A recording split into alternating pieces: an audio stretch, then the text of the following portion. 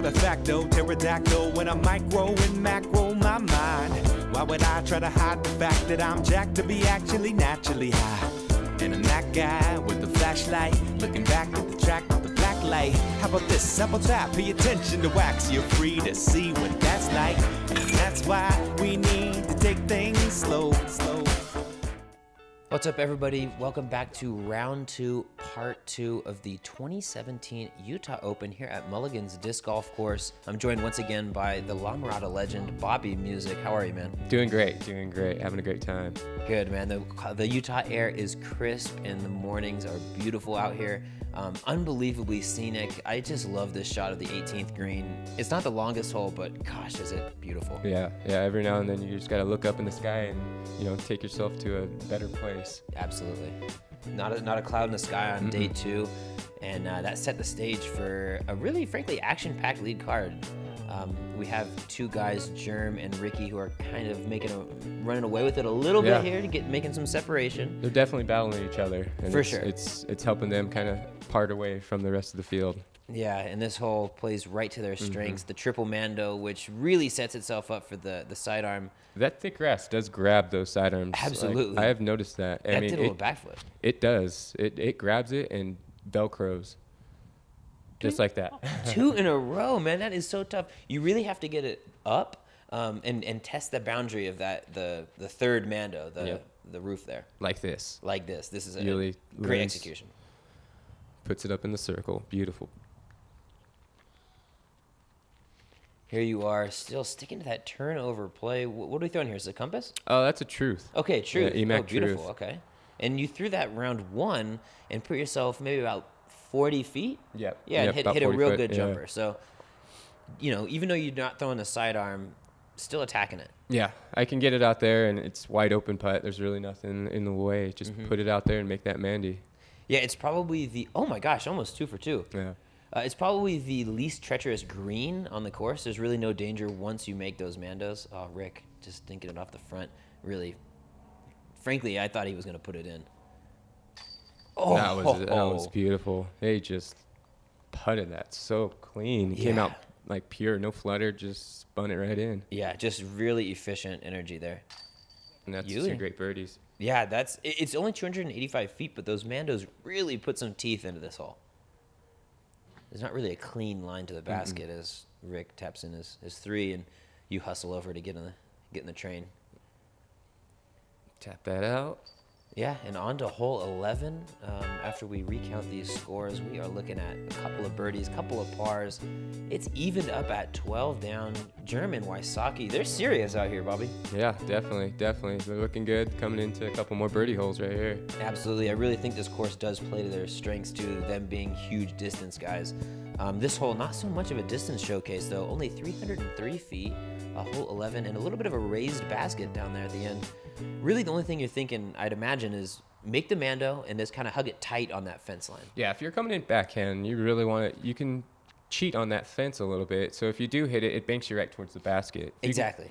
If you can get it up there farther enough, it kind of stops you and helps you out a lot, puts you in the circle. Oh, Ulibarri, see, playing that high route. Haven't seen that much. He made the mando, though. He got through it, too. He's putting. This is an interesting play, the sidearm. I'm not sure I'm on board with it, but he's down there inside the circle. When you're such a great putter, it's really like he's putting it in the circle. Yeah. If he could put it in the circle, I almost guarantee he's going to be making that putt. Yeah. It's beautiful to watch him actually take a smart play because it's the backhand. You can get away from you. You can hit it left, right. His sidearms is his strength. Absolutely. It's interesting to see. Oh, get it. Oh, my nice. Goodness. Step putt again. Man, those step putts are just coming in. Part of me thinks it looks dicey, but when you go frame by frame, it's okay. Yeah. Just, kind of doinking that one off the rim. Yep. Oh, see, this is what we're talking about. He made the safe play, gave himself the opportunity at a reasonable putt, just couldn't quite put it down this time. Yep, it's hard to put it up in the air with just that elevation and a little bit of wind and stuff. We don't want to get it too high up in the air, but you definitely don't want to grill it. Absolutely. It's really it's only raised a good maybe 2 or 3 feet, but not much. It really does play into it. Uh-huh. We see the Delta Windjammers on one of the other ones, Heiser Bomb on this one. A lot of sponsors getting into the Pro Tour this year. Love it. As we focus on our media basket there. Thanks to Jade for throwing that up for us. 1-2, the lone 2 on the big step putt. Yesterday we were seeing a little bit more birdie action. Unfortunately, some missed putts there, but brings us to hole 12, which is a very similar hole. It kind of has the same line that you're trying to throw, especially if you're throwing it backhand, but Yes. a little bit farther and a few more obstacles to get in your way. Here's Uli first on the tee, pulling out a mid-range, I'm sure. Oh no, just releasing it too high. Yep, a little early, a little high. But he made the Mando and is relatively trouble-free after this. This is an interesting play. Out of the hand, I thought this was going to work. Yeah. I thought that with the skip and knowing it was going to finish towards it, but it didn't get the skip I thought. No, it just kind of got caught up in that long cut on the left side of the basket. I like to play, though, just that forcing that flexor sidearm. I think out of the line, he knew that was right on the tree. Yeah, it was just uncorking like perfectly on that tree the whole time. Here you are with that lucid compass, or excuse me, opto compass. Yep. And that's the play. I mean, you're maybe a little bit short of where you want to be. Puts it in that tester range, but Yep. still, you're putting from inside the circle, and it's difficult to complain. Wow. Off the basket. That was beautiful. Yeah, it's just a little too far and a little bit too much of the tree in his way to give it a real run. Yep. Oh no, Jerem airballs with those snow-capped mountains in the back. Here you are lining it up. Cash it in. Definitely feels good to get a birdie. You know, after all the struggles and earlier in the round, I can kind of pick myself up, and get some positive momentum going. Oh, totally. And not only is it a birdie, it's a stroke on the card, Yep. which is always a great feeling, in and itself. Stroke on the card, bring you back within, I think it's 6 strokes of the lead, or maybe now, or Somewhere around there. But you're still battling, and yeah, 6 strokes of the lead now, and out there really just trying to mitigate damage at this point. Exactly. You're 2 over and just trying to chip it as far down as you can. You've made mistakes already, so no need to get too crazy out Exactly. there. Hole 13, par 3, 524 feet. Part of me is suspect of this distance listing. Saw some guys getting out there that it didn't quite look like a 540-foot shot. But regardless, it is long and it is dangerous off to the left. Here you are just lacing it up the middle, playing that flexor. At the end of the day, probably don't have the distance to get it all the way down there. Pretty much, yeah. At least well, if consistently. If I really unleash one, but then Yeah. I'm losing accuracy, and Exactly. you don't want to do that. Yeah, not worth it, especially on a hole where this fairway slopes to the left. Really has opportunities to skip into that water. Stop me if you've heard that before, but it is a theme here. He literally just threw like that so far. Crushed. He went deep, went like That's 50, 75 feet Yeah, deep. I'm like, that is ridiculous. all right, well, you're putting back at it. That's awesome. Everybody else is 100 out, but yeah, here's Rick. I'd imagine another enforcer shot here. Yeah, I think came out a little low for him. It skipped well, got him up there, but wasn't ideal for his his liking. Exactly. He's really thinking he needs to put it under the basket every time on this hole. Oh That my looked gosh. really close. It's just like the touch on those little turnover putter shots. It's aggressive and safe at the same time. It's really impressive. Oh, you wanted that one, I man. did. I thought it was in out of the hand. I knew it was floating right in towards the basket. Oh, Rick. And just Oh. another one. We gave it all gave it valid runs, trying to put it in. It seemed like the other two guys were a little bit. Oh, Germ, a huge And just putt. cans it from out the side the circle. Oh, and what we were talking about, stroke on the field feels extra nice. I mean, 524 feet and 2 shots. That's doing work. Yeah, definitely. Everybody else just kind of cleaning up their threes. No shame on a 3 on this, but everybody really wants to be in Jerem's territory, grabbing the 2. Yep. Kind of another one of those. I don't know if I'd call it a tweener hole because guys are twoing it, but it definitely is a long par 3. Yeah, as we see a couple of 3s in the deuce, Jerem pulls ahead with 5 holes to go.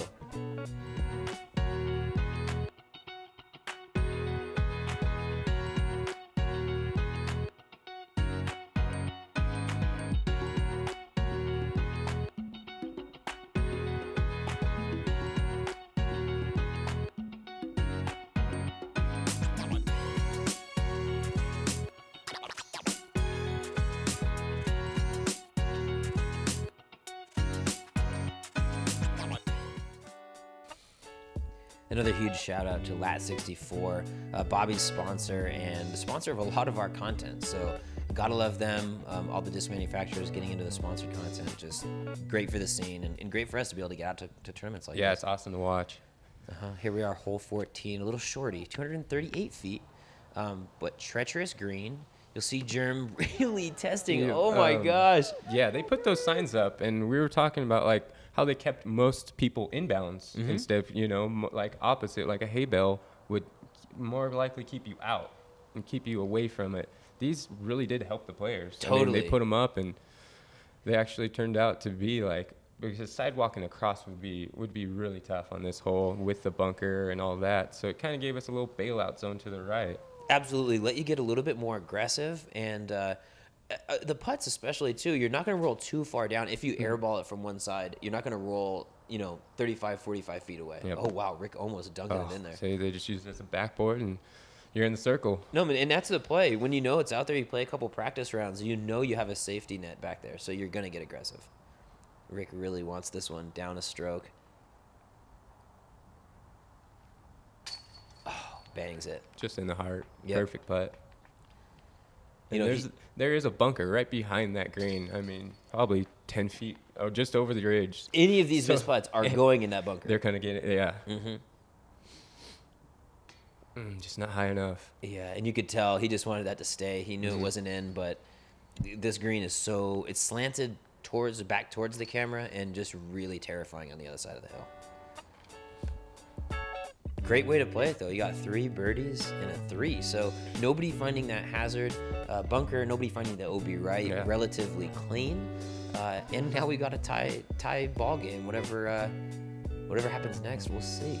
Hole Coming in 15. 15, oh. Dude, the drama hole, Bobby. Yes. 651 feet, and you're carrying OB until you get to this fairway, the golf green fairway, kind of across the water. This is the site of just a whole mess of drama that I don't even want to get into, but people were getting stroked, and then they weren't getting stroked, and everybody turned out okay. Yeah, with as many people that played it wrong, you can tell there was some misinterpretation of the rules that wasn't quite cleared up. Absolutely, but we did clear it up before the round, and that is clearly out of bounds, Bobby. The one spot you don't hit is the sidewalk. Absolutely. You watch everyone else's drive. They come in, and as long as you hit the grass, it kind of checks up nice. Totally. It gives you that little like Mario Kart speed booster effect when you hit that cart. It's certainly not what you want. Or hit that cart path, I should say. All these guys just throwing these big hyzers, similar to the shot that you throw. You probably landed 10 foot left of where Ricky landed. Yep. And you get punished heavily. Like I said, a matter of just being off just a little is worse than being way off. Absolutely. And so in yesterday's coverage, you did see folks, when they went out of bounds, playing their lie from where it went to OB. Yes. Now, you are at the drop zone, which is the correct play, according to the TD, but not the caddy book. So that's where the drama was in. Yeah, there was a couple at the players meeting, some rules changes and stuff like that a lot of people didn't go to or hear about. Exactly. And when they came into it, we just assume you play normal B rules. It's just like, natural for us to just take a meter out and throw our shot. Exactly. It's much more standard golf But play. when you see a drop zone just out in the middle of nowhere, you kind of have to question that, Yep. That's what's weird. You just go, what's this doing here? Absolutely. Kind of confusion all around, but these guys right here throwing their approaches, and they're all leaving it a little bit left, which is understandable considering the water is so tight to that green on the right side. Yep, yeah. You just play a little wide, get a skip, overstable disc, skip into the basket, and leave a 20-foot putt. You should be able to handle that. Absolutely. You from the drop zone, it's pretty far out there, real tough to get That aggressive. drop from zone where you was were. not easy. No. It left me I had to pitch it out left. You couldn't get aggressive with it and try to come back. Oh, Yuli almost getting it to stick. Yeah, all these guys right about circle's edge. Oh, Beautiful putt. Good putt, and in a big moment, really. Yep. This is right when I felt like they were battling. They one boom, boom, boom, boom. It felt like a 2-man party, and they were really going at each other, and it was awesome to watch. Good energy on the card, too. Sometimes when you get in those moments, you'll have just, head down focus. There was still, people were chatting it up. It was still, really... It felt like a friendly rivalry more than, bitter enemies. Yeah. And I always love that, frankly. As someone filming, it's just good energy. It's fun to be around. As long as we've been playing with each other, and you'll see the same familiar faces up at the top cards. Yeah. So not to mention the shenanigans and poker games at the house that we're all staying at. How could you get angry at somebody that you're gonna go see for another 12 hours? Seriously. Hole 16, par 3, 408 feet, 124 meters for our European friends. Really, the biggest danger here is that bunker sitting in front of the green. You either have to get aggressive or play passive and layup. You have to make the choice. Yep. You can't be in the middle. And I believe that was a layup. It was laying up to a little spot. And totally. And that's, I think that's the play, man. Layup short of the bunker. And this is Germ trying to do the same. Too much gusto. Yeah, just a little bit too much snap on that. Yeah, he said after the throw, I was trying to lay up. Like, he was trying to make a concerted effort to lay up. I believe him because he just fluffed it out there, but it just got away from him. There's Uli really putting it to the edge. Yep. Perfect spot to putt from right there. Yeah, you get that little hyzer approach in on your putt, so it's relatively safe. You're not kind of. I was running this thing. Were you? I really wanted. I was just like, I'm just gonna unleash one and just see what happens. It didn't turn it over enough. I think if I turned it over, it probably had the right distance. Yeah, you can see you're exactly pin high, just off to that left side, and not a terrible spot to be. No. Oh my goodness, man! It's so disheartening. It's beautiful to watch. It's beautiful to watch. As a fan, it's hard to, as a competitor, when he's every putt has that opportunity of going in and is probably going to go in. Oh man, I figured the step putt was going to be in for him. Yep. But like you were saying, man, it's just it's intimidating. Mm-hmm. You know what I mean? When you have to keep up, you have to birdie every hole to get strokes on him. Yep. He played that hole perfectly. Absolutely. Laid up to a great spot and hit a long putt. And I think you put it best. Laid up to a spot. He knew where he was throwing that. Mm-hmm. You see Koling taking that 4P after the unfortunate layup gone awry. And that's a 2-stroke swing over to Ricky. Absolutely not what Germ was looking for. But there's 2 holes to go, and they're both birdieable. So he is in a full attack mode. 375 feet on hole 17. Relatively straightforward until you get to the basket. Yeah. And then it's just water everywhere. Yeah, that right side is scary. The lake is right there. 25 feet, maybe 30 feet right side. Absolutely. I like the sidearm off the tee just because you're playing it way off to that left side. But the straight at it mid-range approach is there. Ricky, though. Just with that finish, that's the downfall to that sidearm. It finishes right into the lake. So if any skip, any roll, it's gonna finish into it. Absolutely. And now the door is open for Germ, who had that 2-stroke swing. If he can get it up to the basket, he can get those 2 strokes right back right here.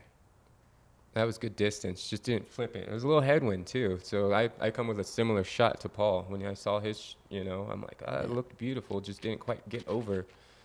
And neither did mine. No, getting back to that compass well, right? That's Yep. that opto compass. Just straight as an arrow. I know. I love it. The compass is quickly becoming my go-to mid-range. It's an awesome disc. Awesome disc. And tons of glide, but in a good way. Like, it's going to hook up, and it's so controllable. Yep. Here's Germ with that window being open, throwing that destroyer. Oh, no. Our pro right there stuck, Yeah, right? straight up, dude. I don't know how that stuck, but I'm guessing our pro had just gripped on that grass. Had that perfect angle, yeah. Oh, see, neither of them. You could hear Germ saying, commit to it, commit. Mm-hmm. Neither of those guys really giving it. Ooh, Uli almost putting it in. He wanted that one. Yep, I was going to run it. It was there. It was there. Close enough to where I can give it a good bid. Absolutely. Luckily, you hit metal, though, which, had you check up there. Kept you safe. Yep. Everybody else tapping in their 4s and 3s. No birdies, which is kind of surprising on this hole. Yeah, it's a very birdieable hole. Absolutely, especially for players of your guys' caliber. Yep. You feel like we left one on the course when we left that hole. Totally.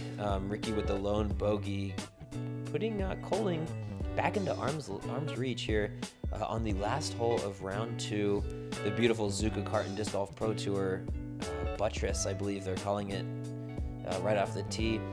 And this is an island hole extremely short, but extremely treacherous still. Yeah, definitely with the island, and they put you a drop zone that isn't an easy putt. No, definitely. It's almost a layup from the drop zone. Yeah, it is. That is a good old-fashioned park job, but oh, here you are getting a little higher. Oh, I wanted an ESPN. Did you? I wanted the da-na-na. I respect the gusto, and man. It's stuck. Luckily. So lucky. That was a soft C-ness. I think Dre might have stuck his leg out there. For oh, just over the. I out of wasn't bounds. sure like what. I mean, I could tell what his plan was, but out of his hand, it had no chance of staying in. I looked at the disc selection too, and I was like, Mortar? Yeah, I'm like, it seems like a lot of disc, and it's not that far of a hole. You're just trying to spike it in. And this is the drop zone putt right here. Exactly. It is terrifying. It's straight OB back there. That was a good run. Good run, floaty run. Oh, see, here you are really getting zesty with that OB. So fortunate that it stuck. Yep. Yeah. Taking your three. I'm trying to get those twos, you know. Hey, you got it. At this point, you got to stack twos at the end. Try and make up for those fours earlier. Exactly. That was a great drive, great hole. Yeah, with the snow-capped mountains in the background. Gosh, the rock formation, a lot of work has been put into this green. You can really tell that the infrastructure is great. There you have it. That is a few twos, a four, a three. This had a little small straight there if you're a Yahtzee fan. Unfortunately, another two-stroke swing, though, for Germ, putting Wysocki ahead of him by 3 going into the final round. Here we are looking at the standings. Josh Anthon, man, killing it out there. 9 down.